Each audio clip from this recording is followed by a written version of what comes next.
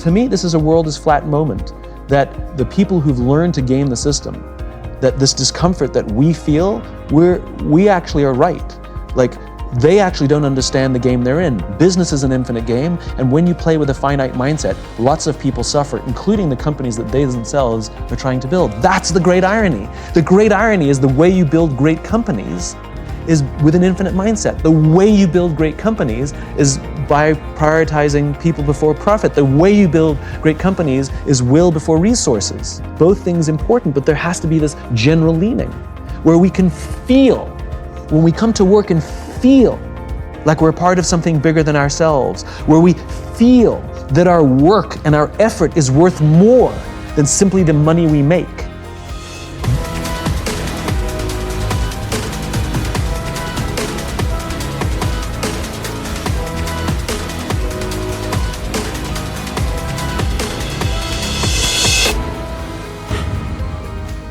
Hey everyone, welcome to Impact Theory. Today's guest is a multiple-time best-selling author with one of the most viewed TED Talks of all time.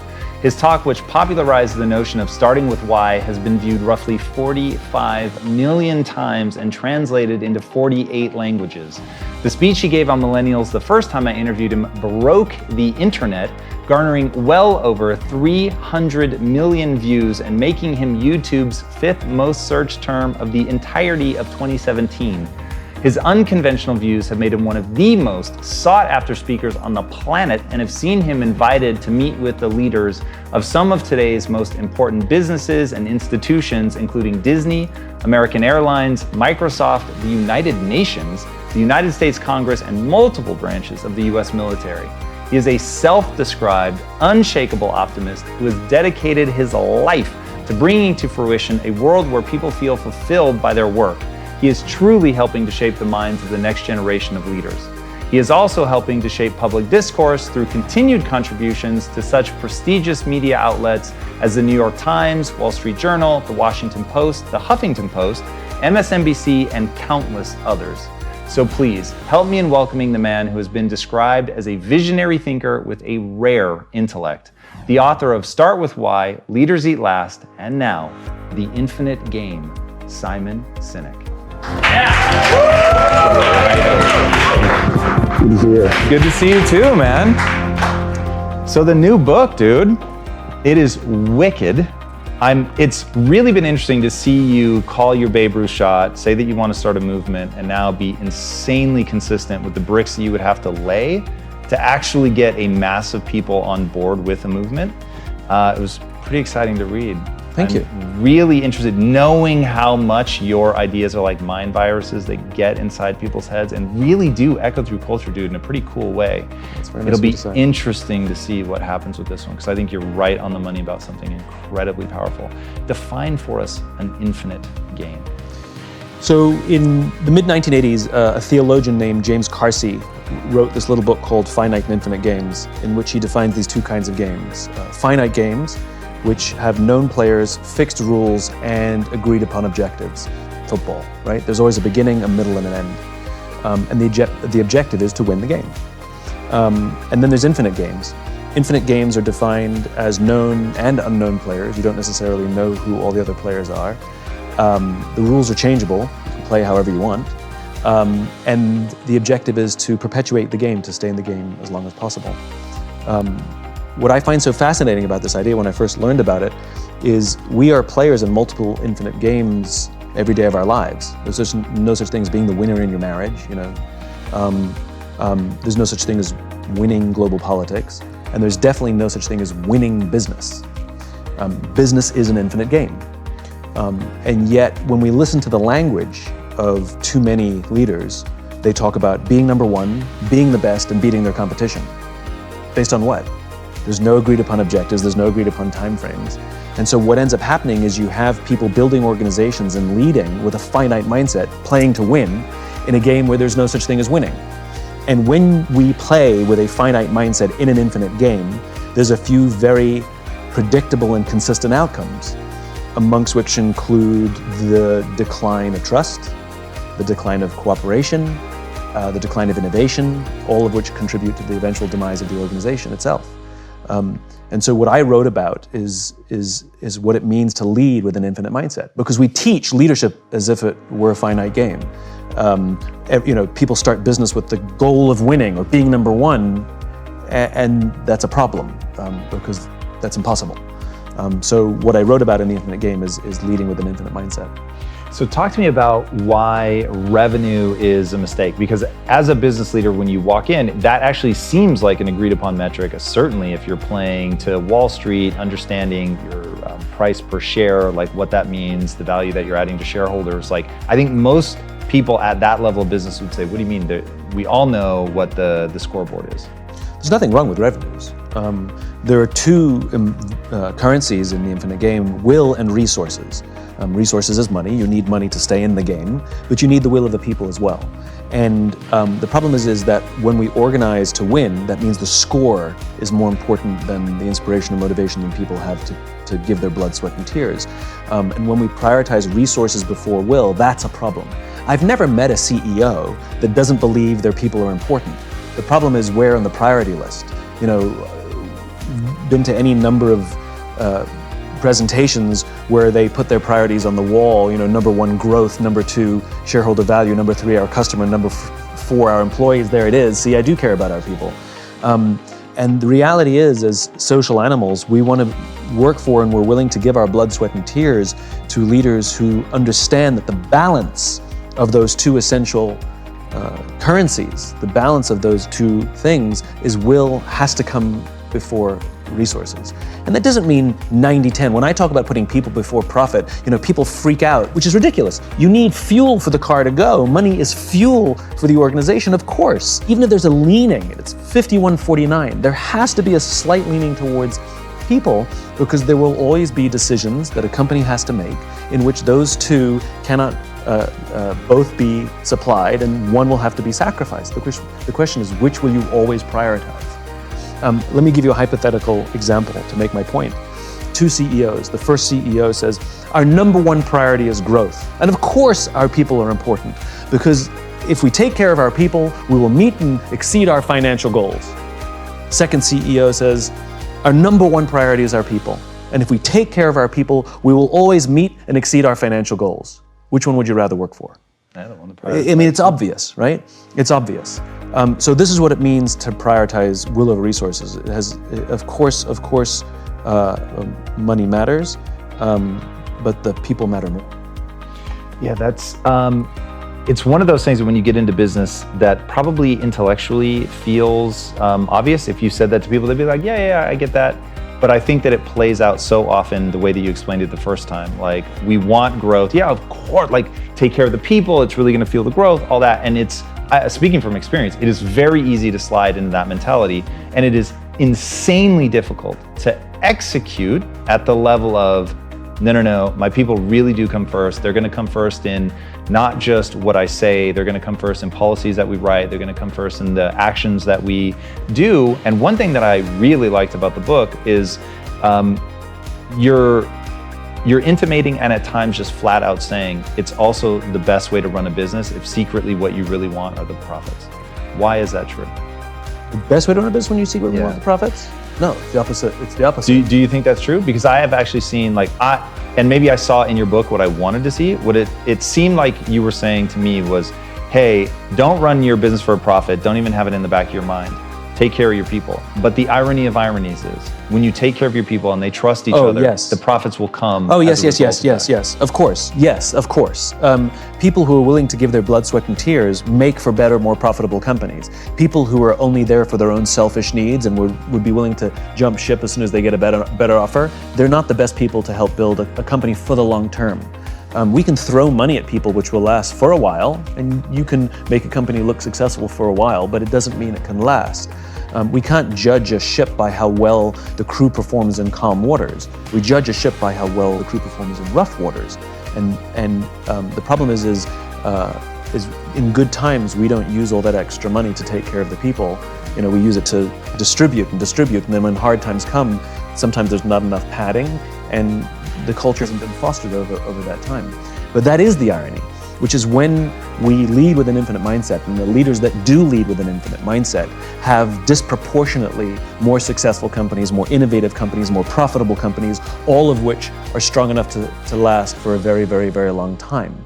And not because they just have the financial wealth to weather storms, but the company continues to grow and innovate and reinvent itself so that it's relevant in the face of new technology and changing tastes and politics in the world. So that is the great irony, but it has to be genuine, meaning to say that I care about my people because they're a means to an end. It's like we only like you because you help us make money. Makes us not only feel used, but that we're a mechanism for somebody else's success. Where when we say we care about our people and money is the mechanism by which we can take care of people, the more money we make, the more we can take care of our people and serve our customers. It has a profound impact on our desire to give more. Yeah, it's that's something that in founding Impact Theory, so I really learned at Quest, you're only as good as what you write down when you start scaling.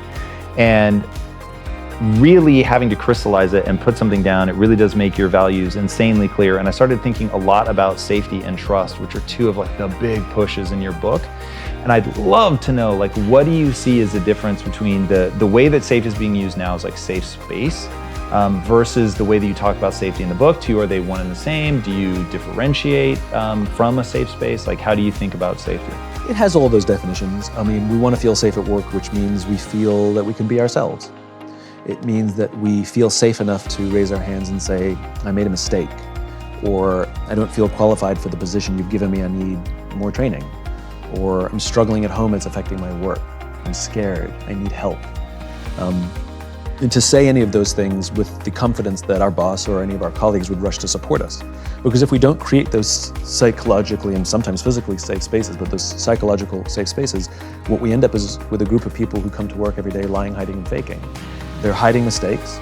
They are not admitting if they don't know how to do their jobs. They would never admit that they don't know something for fear that it makes them vulnerable, for fear that it maybe makes them the weak link, that they'll find themselves on some short list at the next round of layoffs.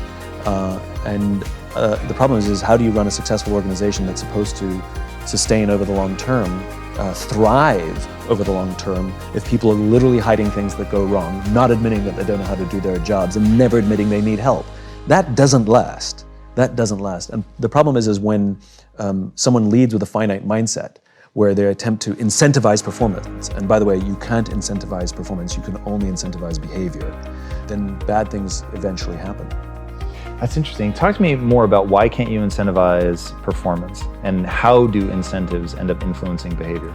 Well, you can't incentivize performance because somebody has to do something to achieve that performance. There's a cause and effect. You can't incentivize an effect, you can only incentivize the cause that would hopefully yield that effect, which is behavior. So if I say to you, I will give you a massive bonus if you hit a certain target at the end of the year, no matter what you're incentivizing is that I will do certain things to achieve that goal that you've set for me.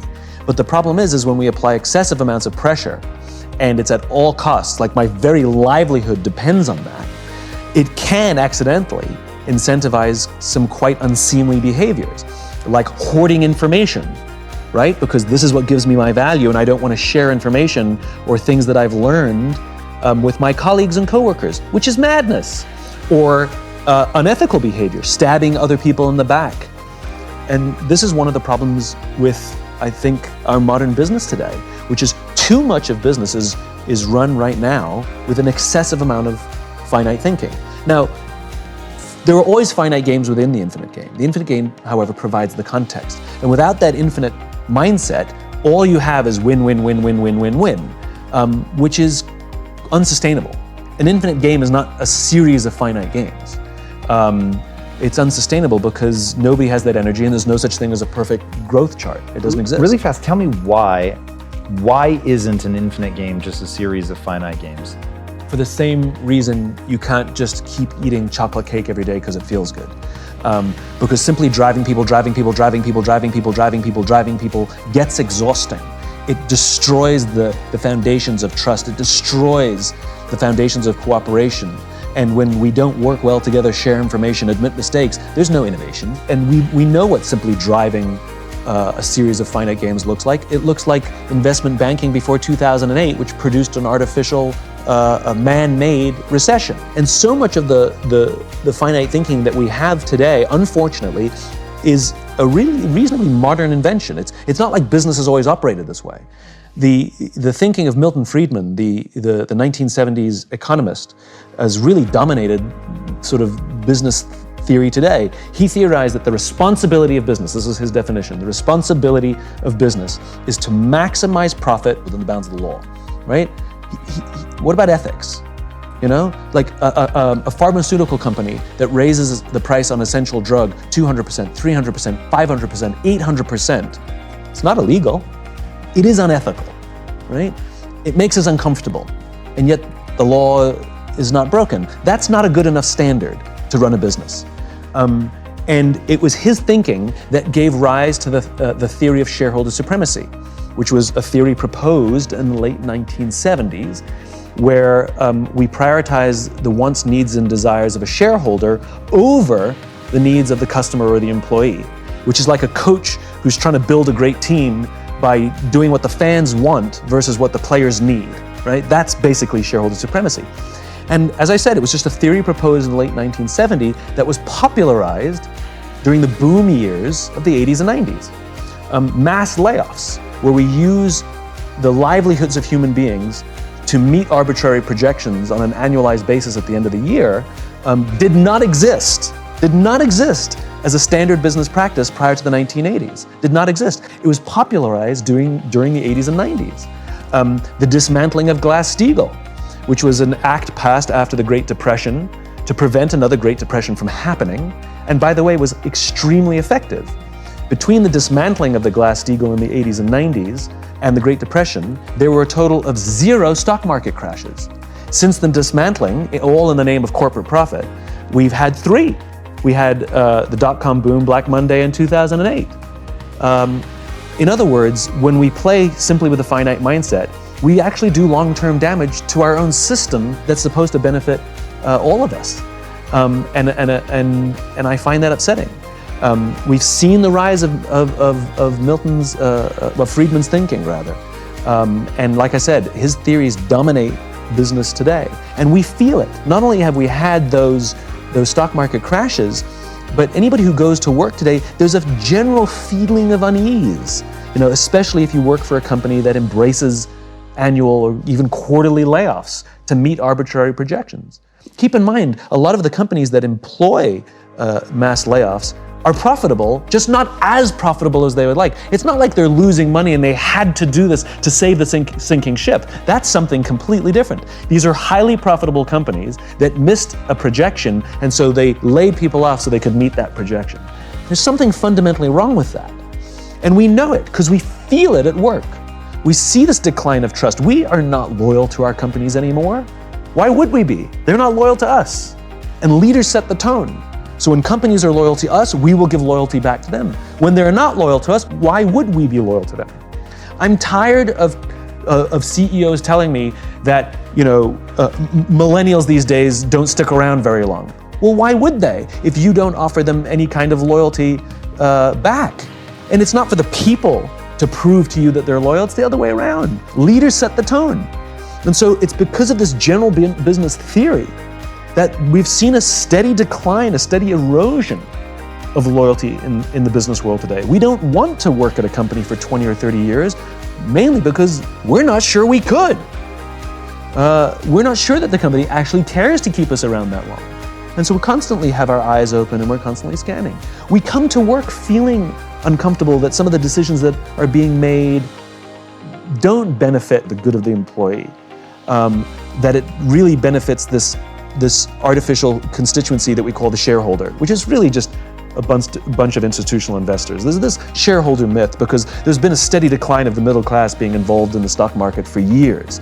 And the whole point of the stock market was that we all get to share in the wealth that we helped build, because it's on the back of average Joe employees that produced the great wealth in the nation. And the whole point of the stock market, the genius of the modern day corporation, The genius of the public company was that we all get to share in the wealth that we're helping produce.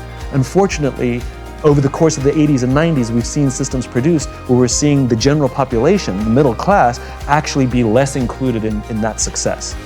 And the reason I wrote The Infinite Game was because I myself got tired of being told by people in positions of authority or people of extreme wealth that I was naive, that I don't understand how business works.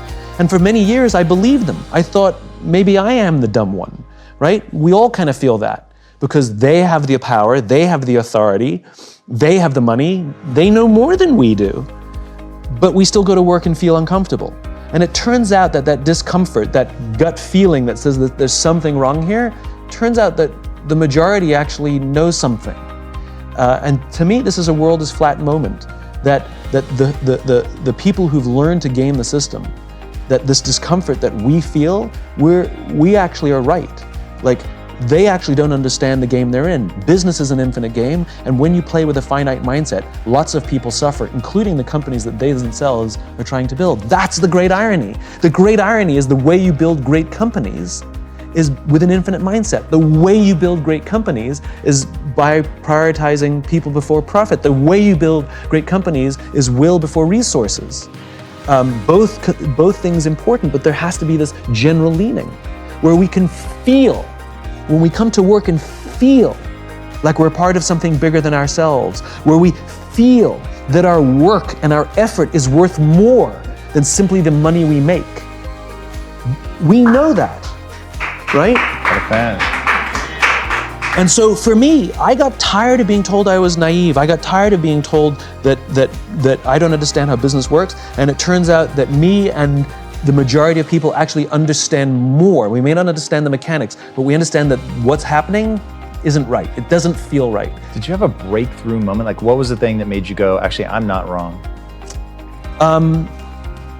Well, you know, the discovery of this definition of the infinite game was a large part of it, because I recognized that business is an infinite game, and almost all of the leadership in business today is finite-minded. And so there's literally, you can't show up to a game of basketball ready to play football. Like, it's not going to go well. We overuse sports analogies in business, but sports has beginning, middle, and end. There actually is a finish line, right? We overuse the analogies. They're incorrect analogies. You know, running a business is the same as getting healthy. It's a lifestyle. Leadership is a lifestyle. An infinite mindset is a lifestyle, right? So for example, you can't get healthy by going to the gym for 9 hours. It doesn't work, right? But if you go every single day for 20 minutes, you'll absolutely get into shape, 100%. But I don't know when, and it's different times for different people, right? And leading is the same thing. You can absolutely have fitness goals. You can absolutely have finite goals within the infinite context of being healthy. But there's a practice that you have to do. You have to get enough sleep. You have to go to the gym. You have to eat well. You have to protect your relationships, you know, because healthy relationships really matter to our health, and you have to do all those things vigilantly. And if you miss your health goal, it's okay. You keep working at it and you know you will hit it. Business is the same. Who says that you have to meet this goal on this arbitrary date? Now, it helps to drive and it's good to have incentives, and we're very goal-oriented species. That's fine. But if we miss the thing, it's fine. We just keep working towards it. Like, they're guidance. They're not absolutes, because they're arbitrary dates and arbitrary numbers. And even if you do hit your fitness goal, you don't get to stop working out. You have to keep going for the rest of your life, right? And this is what leading with an infinite mindset means. Here's an example. This is a normal scenario in business, right? We will give a team a target, a goal, to hit by a certain time frame, usually a year, because that's usually when we pay taxes, right? That's the only reason things are done in years, right? If we pay taxes every 18 months, all the goals would be 18 months, right? So we usually give people a financial target, and there's two teams. One that is driven solely by hitting that goal because all they care about is getting their bonus at the end of that goal. Morale is up and down. If they happen to have a good month, morale is up. If they have a bad month, morale is down. Retention is terrible. They can't hold on to employees. Nobody really trusts each other. The boss is toxic. And right before the end of the financial year, they have some mad push where they're dropping prices all over the place and they're managed to drive revenues and hit the goal, right? The problem is we bonus that team, we bonus that leader because of the goal they hit, right? And basically what we're doing is spreading a message to the rest of the company saying, we don't care how you get there. We don't care if you step on your people. We don't care if you act unethically. If you hit your number, you're going to do very well in this company. Versus another team that's doing extremely well. It's good, steady, slow growth, like really on target, not the highs and lows, the peaks and valleys. Morale is super high. Retention is amazing. It's a model team. They trust each other. They share information, and they miss their goal on the agreed upon date, right? At the end of the year, they're just shy of it. But clearly, you can see from the trend data, they're going to hit it at 13 or 14 months. The problem is we don't give that person anything. We don't give that team anything, right? And this is part of the problem. When you have an infinite mindset, absolutely have the goals, but the trend matters more. How you get there matters as much, if not more. And we pay attention to that. So even if I hit my fitness goal, I'm eating better, I'm sleeping better, my relationships are great, I'm going to the gym. Yes, I missed my goal, but I know if I just keep going, I'll hit it. I'm getting healthier and healthier, right? I just got the timing wrong. And this is what we need to build into business, that infinite mindset. Yes, have the goals. Yes, have the ambitions. Yes, have the annual targets. If we miss them, as long as we're doing the right things, we have the right lifestyle to take us there, that's a much healthier way to live a life and a much healthier way to build an organization. So let's talk about that recipe. You break it down pretty eloquently. I'd say the book is actually organized around the 5 elements that seem like the very things you're talking about now. What are those? And ultimately where I want to get, maybe not right now, but ultimately what I want people at home to be able to do is, if they're not a business owner, understand what to look for in that and understand how they can play a role in shaping it. So there are 5 practices in order to lead with an infinite mindset. You have to have a just cause. You have to have trusting teams. You have to have a worthy rival. You have to have a capacity for existential flexibility, and you have to have the courage to lead. So just cause. We have to give our people something to advance. A cause so just that they would be willing to sacrifice their interests in order to do so.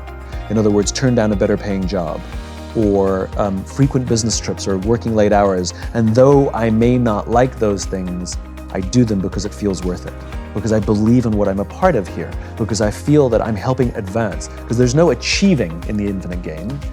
The goal is not final achievement, the goal is advancing, to progress in the infinite game. And to have that vision of an idealized state of the world that all men are created equal, right? It's an ideal that a nation is striving towards, that will never actually get there, but will die trying. That's the point. And we can offer people the same thing inside an organization. In fact, we have to give them something to advance. Now, how is this different from the why? A why comes from the past. It is an origin story. Every single one of us has our own unique why. It is our birthright. It comes from the sum total of how we were raised as kids. It is objective. You have one, and you have one for the rest of your life. The only one, right? And the rest of our lives are about making the decisions that help us keep in balance with our why. A just cause doesn't come from the past. A just cause is about the future. It's about where we're going, right? You can have multiple just causes. You can have one professionally, you can have one personally, you can have one for your family, you can have one for your church. And we're involved in all of these. There's massive pressure put on people, especially young people, to what's your vision? Well, we're not all Steve Jobs and Bill Gates. We're not all visionaries. We don't have to have a vision, but we do have to find a vision, that we can find someone else's vision. And we are so compelled by it that we want to make it our own. That's what it means to go work for a company with a visionary leader, that we believe in that vision so clearly that we take their vision and we make it our own. And we will happily contribute our work, our effort, in order to advance what is now my vision. Right? Martin Luther King had a vision. He stood on the steps of the Lincoln Memorial and told us his vision, but his vision became our vision. So I may not have come up with that vision, but I found it, and I'd like to devote time and energy to help advance it, even beyond him. We have to give our people a just cause. We have to have trusting teams. We have to create environments inside our organizations in which people feel psychologically safe enough to raise their hands and say, I made a mistake or I need help. The absence of trusting teams means we have groups of people lying, hiding, and faking. And that comes from good old-fashioned leadership. Leadership is not about being in charge. It's about taking care of those in our charge. And the very responsibility of a leader is not to drive performance. Leaders are not responsible for the results. Leaders are responsible for the people who are responsible for the results. And the problem is we don't teach people how to lead, right? When you're very, very junior, we give people tons of training how to do their jobs. Some people get advanced degrees how to do their jobs so that they'll be good at them. And if you're really good at your job, we'll promote you. And eventually you get promoted to a position where you're now responsible for the people who do the job you used to do, and we don't teach you how to do that. So how can we expect people to be good at their jobs if we don't train them how to do it? Like, would you go see a doctor that didn't go to medical school? No. So why would we work for a leader who has no training in being a leader? That's why we get managers. That's why we get micromanagers. That's why we get toxicity. It's not because they're bad people, it's because they don't know what they're doing. And they're making it up as they go along. And those lucky times that we get to work for a great leader, well, they were lucky that they probably had a great leader before them, or they learned it somewhere else, or maybe they had a terrible leader and they committed to do the total opposite of everything. The point is, they learned it. Well, we have to teach leadership so that leaders can create environments in which all of us can work to our natural best. That produces trusting teams. I don't want to derail because I know we have 3 more, but I think this is so important. What, in a crash course format, like what does that type of leadership look like? How do you create the environment where people are going to thrive and create those results that you're talking about? You're asking me the question, what does it mean to be healthy? You're asking me the question, what does it mean to be a great parent? Like, I don't have 5 things to be a great parent, right? It's a lifestyle. And it comes number 1 with the commitment that I'm responsible for the life of another human being, the growth of another human being. The closest thing to leadership is parenting. You have to be an infinite student of parenting. You know, you want to be a parent, you ask your friends, you ask your own parents, you join groups, you read magazines, you watch talks, whatever it is, you're constantly consuming how to deal with this constantly changing challenge of being a parent. And it's ups and downs and successes and failures, you know, and that's what it is. Leadership is the same. Great leaders are students of leadership. No matter how achieved they may be, they're still learning. And it's a lifestyle. It's the lifestyle of what I need to do to look after people, which includes things like listening, learning how to give and receive feedback, learning how to have effective confrontations, how to discipline when necessary in a way that's constructive. Roam the halls, get to know people, learning what it means to ask somebody questions. How do you ask questions? You know, like some people are naturally good at being curious about other human beings, and some people are uncomfortable because they're introverts or whatever, socially awkward, but we can learn, you know? How do you learn to remember people's names? Oh, I'm bad at names. No, you've just decided you're bad at names. We can learn to be good at names so that when we walk down the hall and say, hey, Tom, oh my God, he remembers my name. It's a nice feeling. It's a lifestyle. It's a lifestyle. There are many, many things we have to do and constantly work on to be a great leader to create that environment. That's pretty damn good. All right, so that was 2, trusting teams. Yep. Worthy rivals. This one's a funny one. This one I actually get more questions on than any of the others, believe it or not. I love the way you rolled it out in the book. So I'll tell the story. So there's another guy who does what I do. He's extremely well respected. He does extremely good work. I hate him. You know, he's always been very nice to me when I've seen him professionally. I have an irrational hatred of him.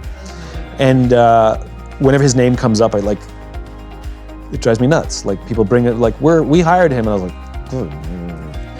You know? And because I hate him, I'm really competitive with him. And so I will go online and look at my book rankings, and I'll immediately check his. And mind you, I don't look at anybody else's, just his. And if I'm ahead, I've got this like smug feeling. And if he's ahead, I get really pissed off, you know? So anyway, we had the opportunity to speak at the same event. I don't mean like me in the morning, him in the afternoon. Like we were interviewed together on the stage. And the interviewer thought it would be fun if we introduced each other. And so I went first. And then I looked at him and I said, you make me really insecure. All of your strengths are all of my weaknesses. And when your name comes up, it makes me really uncomfortable. And he looked at me and he said, funny, I feel the same about you. The reason I had such an irrational hatred of him had nothing to do with him, it had to do with me. He's my worthy rival. His strengths revealed to me my own weaknesses. And instead of confronting and taking a hard look at myself and evaluating those weaknesses and working on those weaknesses, it was much easier to take all of that negative energy and direct it towards him. In other words, to be competitive, to want to beat him, right? It was a very cathartic experience. We've since become very close friends and worked together. I no longer check his book rankings. And because we share the same cause, we can actually work together. And so what I recognized was so often in business, we have these competitors, sometimes on our own teams, that we want to beat them. We've all had the experience where one of our colleagues got a promotion and we got upset, we got angry. We got angry at somebody else's success. Think about that for a second. Why couldn't we share in the joy, right? What is it about them that's being revealed in us? That's the problem, right? And so having worthy rivals, instead of competitors are other players we set out to beat. But the problem with that is there's no finish line. And so if we're obsessed with beating the other company, then at some point, sure, you're ahead in whatever metric you chose. Until when, right? At what expense, at what cost? That's not sustainable. But rather, the other players inside our industry, outside our industry, on our own teams, we can choose our own worthy rivals. Their strengths reveal to us our weaknesses, and by having our weaknesses revealed to us, it means we have the opportunity to grow and improve. And the infinite game, at its core, is basically a game of constant improvement. And so our worthy rivals reveal to us our weaknesses and our opportunities to improve. Yeah, that's one of the areas where switching your mindset really has a powerful impact and beginning to change the way that you think. That one, and I mean, oh God, all these are pretty powerful. The next one, the existential flexibility. This one maybe has the headiest title. What is it, and how do we watch out for it? Existential flexibility is the willingness to make profound strategic shifts in order to advance your cause, 180 degrees, right? This is not the daily flexibility that you need in business. A leader, or even us as individuals, may never have to perform an existential flex. And at most, you might ever have to do it in an entire career once, or never. But the responsibility of any leader is to prepare their organization for an existential flex should it need to happen. So what is an existential flex? So the best case is really Steve Jobs and his just cause. Jobs and Wozniak had a very clear just cause, which is to empower individuals to stand up to Big Brother, right? They're revolutionaries at heart. And they saw the personal computer as a brilliant tool to help them advance that, to empower individuals to stand up to Big Brother. And Steve Wozniak imagined a time in which an individual could compete in business against a corporation thanks to a personal computer. Depression, right? Apple's already had success from the Apple I, the Apple II. It's already a big company. Steve Jobs is already a famous CEO. And in December of 1979, Jobs and a bunch of his senior executives go and visit Xerox PARC, which was Xerox's R&D division. And Xerox shows them a new invention of theirs called the graphic user interface that allows a user to click a mouse on a desktop to move icons and folders to use the computer instead of having to learn an entire computer language. Now, Jobs, who believes in empowering individuals, sees this technology and says to his team, we have to invest in this graphic user interface thing. And the voice of reason, I guess, in the team says, Steve, we can't. We can't do it. We've already invested millions of dollars and countless man hours in a different strategic direction. If we suddenly change directions, we're going to blow up our own company. To which Jobs actually said, better we should blow it up than someone else. And that decision led to the Macintosh, the first properly graphic user interface computer that had mass market appeal. That was so profound that the entire platform of Windows 2.0, was basically designed to act like a Macintosh, you know? And the reason we all have computers on our desks today, the reason it's a household appliance, the reason any one of us can compete against a corporation is because of this profound shift. He was willing to do that. Now, I call it a capacity for existential flexibility because it's not shiny object syndrome, which, you know, too many entrepreneurs are subjected to, you know. This is it, guys, you know, flavor of the moment. It's done with the very specific reason of advancing the cause. I found a better way to advance the cause. And you have to have the just cause, otherwise how do you know what to shift? And you have to have the trusting teams because you will put the organization through short-term hell. And the numbers probably will go down in the short term. And the team has to be willing to say, we agree, we understand why you're making the shift, let's do this. And it's gonna suck, but we're in. And they hunker down and they figure it out. If you don't have a just cause, you're literally just chasing something. And if you don't have the trusting teams, this happens a lot where sometimes the leader has the just cause, but the team doesn't know it. And if you don't have the trusting teams, then people will think you've lost your mind and they'll start abandoning ship. Or you respond to the pressures from Wall Street or outside because the numbers start to go down. But existential flexibility, like I said, if you don't have to do it, you have to prepare the organization for your successor to be able to do it, which means keep the cause alive and maintain the trusting teams. Yeah, the existential flex to me is where the brilliance of what you're talking about comes into crystal clear focus, because it's where all the things come together. You have to have the trust of your team, which is something I think about a lot. I think about it a lot because storms come inevitably, and I think that if you can invest in your employees before you ask them to invest in you, in the moment where you need them to show up for you, they will. I think that if people are you have a quick 3-word phrase you use, but basically if people are keeping their head down, they're afraid of being punished, it's like then you're never going to get these revolutionary ideas. Yeah. A lot of this points back at courage. What are your thoughts around courage? How do people get the courage to play the long game? It's not the long game, it's the infinite game. Because a long game could be 5 years, right? True. Yeah, this is forever. How do people build that? Everything that we're talking about in the infinite game is really, really, really, really hard. It is so much easier to build a company based on short-term ambitions than it is an infinite cause. It just is, right? It's also fun, right? Until it's not. Less inspiring, but sometimes fun, right? Hitting a goal feels good, right? It's much easier to just hire and fire people frequently, hire fast, fire fast, as to hiring slowly and firing slowly because we try and take care of our people as best we can.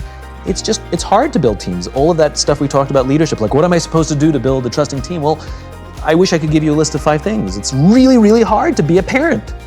It's much easier to be an uncle or an aunt or not have kids, right? It's hard, right? So why do it? You know, it's fun and exciting to try and beat our competitors, you know? But to have to face our own weaknesses every day, oh, that's exhausting. You know, existential flexibility, I'd rather not. I just would rather not. You know? So the reason this takes courage to completely change our mindset, about the game that we're actually players in, and how we want to approach these things, and do we want to shift our mindset in our organizations to prepare for the infinite game, to be organized for the infinite game, it takes courage because we're going to be swimming upstream in a world that is very finite driven. You know, the pressures on us are overwhelming from Wall Street or our own egos or from internal incentive structures or our bosses, whatever it is.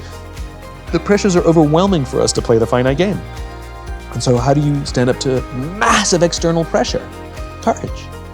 And courage is something that comes from relationships. You know, it's external. A world-famous trapeze artist would never attempt a brand new death-defying act for the first time without a net. They would never do it. So why do we think that we could do something difficult without external support too? I've had the opportunity to meet real heroes, people who've risked their lives to save the lives of others with the belief that they were going to die, and they didn't. And when asked, why did you do it? They all say something similar, which is they would have done it for me. It's external.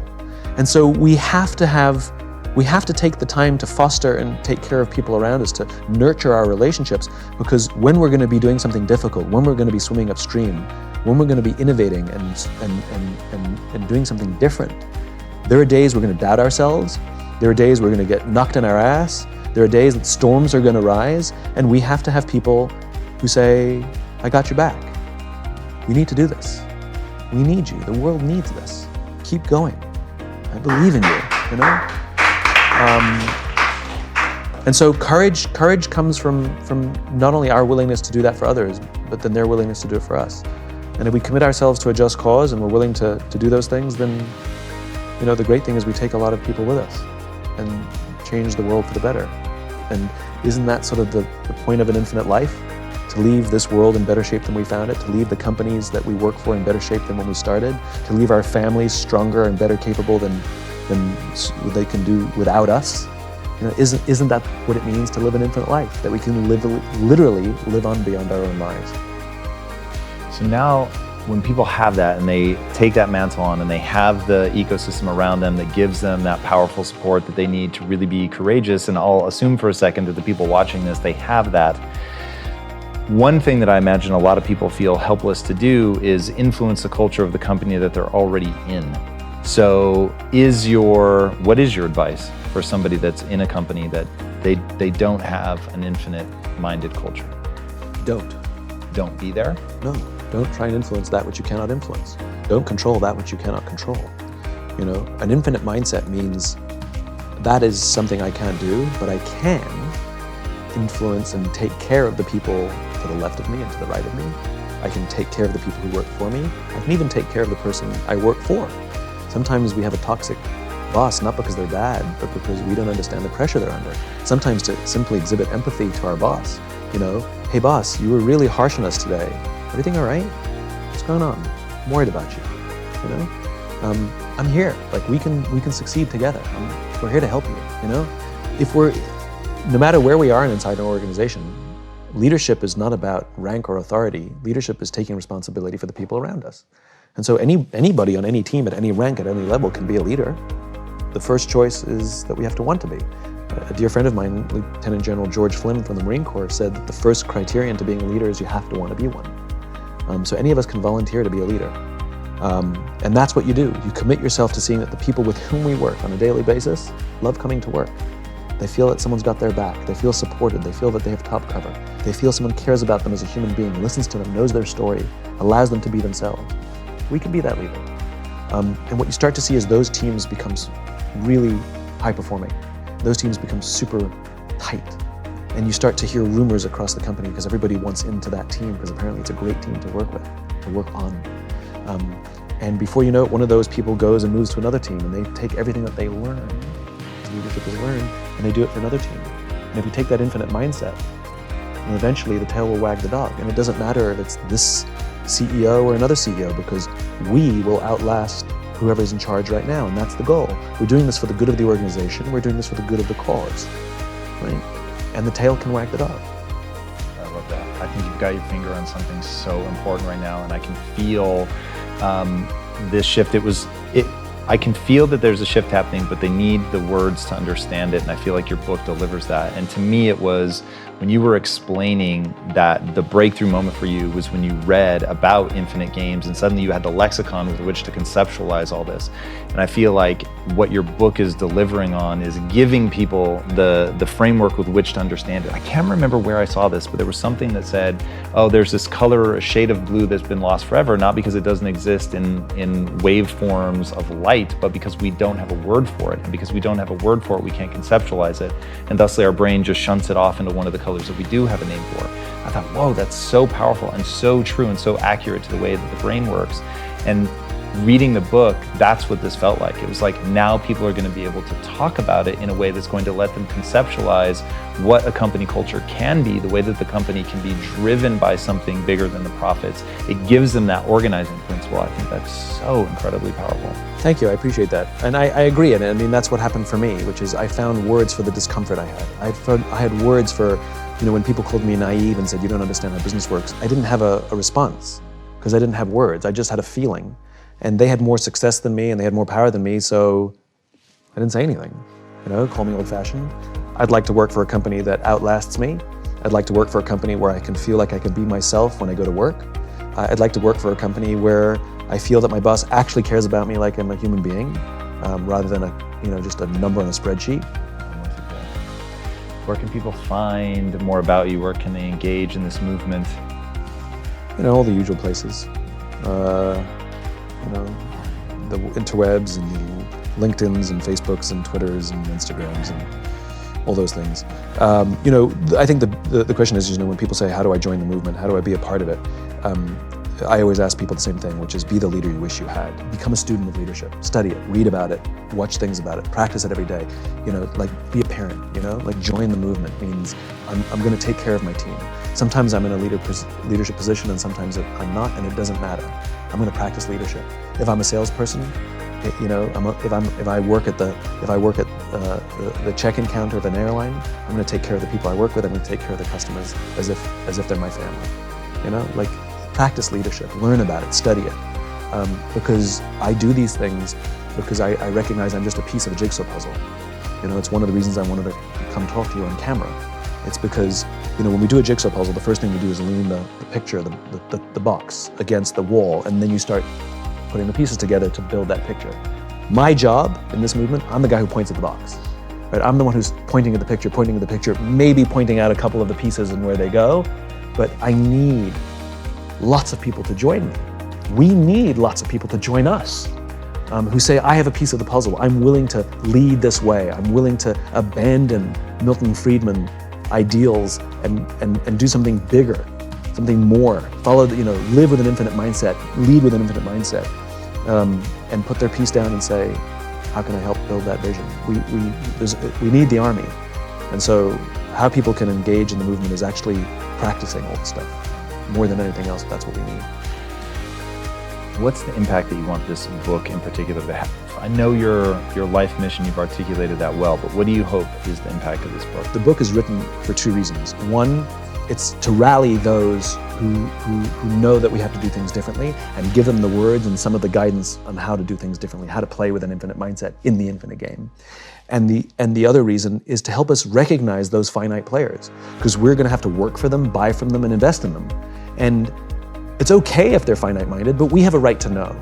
So when companies say we're purpose-driven, but they don't actually make decisions to advance their purpose, we have the right to be able to try and figure out, are they lying to us or not? Because we have to work for them, buy from them, and invest in them. And so it's to help us not only do it ourselves, but recognize when others are doing it or not. I love that. Simon, thank you so much for coming on. Thanks so much. Thanks for having me back. Of course. Guys, if you haven't already gone so deep into this man's world, you are missing out. It is absolutely extraordinary. If you haven't already, be sure to subscribe.